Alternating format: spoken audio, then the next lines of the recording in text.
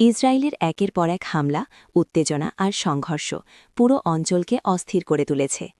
মানুষ হারাচ্ছে তাদের ঘরবাড়ি, পরিবার, স্বপ্ন। এই কষ্ট শুধু একটি দেশের না, এটা পুরো মানবতার কষ্ট। বিশ্ব রাজনীতিতে বড় শক্তিগুলোর ভূমিকা নিয়ে উঠছে প্রশ্ন।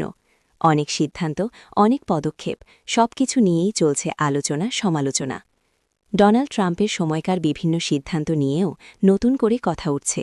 কেউ বলছে কৌশল, কেউ বলছে চাপের ফল।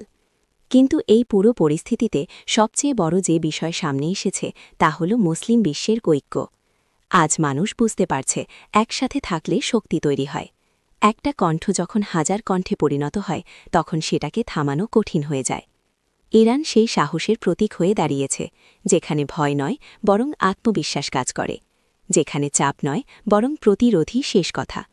আর ঠিক তখনই, যখন মনে হচ্ছিল পরিস্থিতি শান্ত হতে পারে, নতুন করে হামলার খবর আবার উত্তেজনা বাড়িয়ে দিয়েছে।